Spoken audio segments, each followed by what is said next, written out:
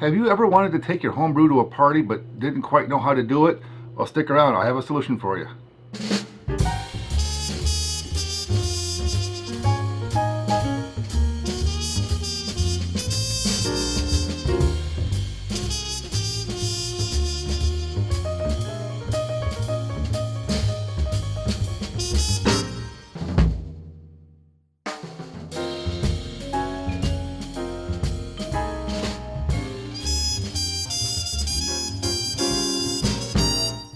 Hello everyone and welcome back.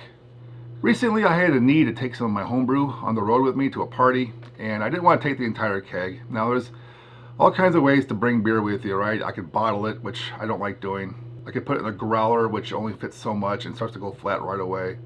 Heck, I could bring the entire keg or two with my double tap jockey box I built. Got a DIY video on that, go check it out when you get a chance, right? But I didn't want to do any of those things. So what was left to do? Well, I saw an article online years ago. I don't remember how long ago it was, but it gave me an idea, and I remember this article. So I looked around my house, and I happened to have exactly what I needed to do this. A cooler that could fit the components I need in it on wheels with a pull handle.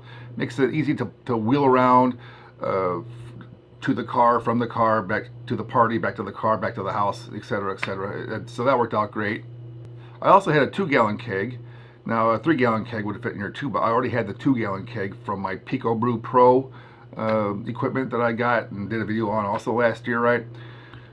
So I took this 2-gallon keg, put it in the cooler alongside a 5-pound CO2 tank, and a picnic hose of about 10 foot in length. Now you know why I picked 10 feet.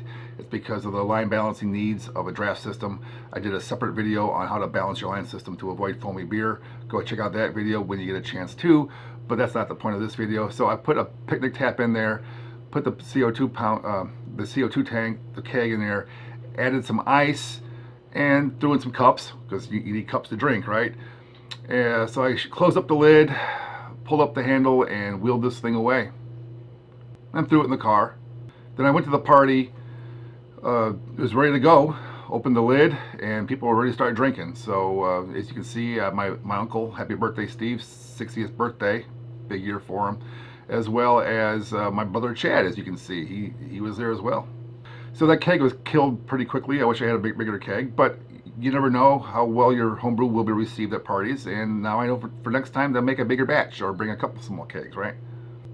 It was a very successful experience. I didn't waste any beer. It was well received. I didn't throw up my back carrying this thing around. The beer stayed cold and stayed carbonated the entire time. Win, win, win, win, win, right? So if you like this video, give me a thumbs up. Comment down below if you'd like to add some comments to this. If you're not a subscriber and are a new viewer, please subscribe. There's a link here somewhere that you can pick on to subscribe to my channel. And if you have not done so already, feel free, if you wouldn't mind, throw me some token amount of change my way over at my PayPal links down below, or become a Patreon on my Patreon page. Link is also down below. And other than that, happy brewing. Talk to y'all next time.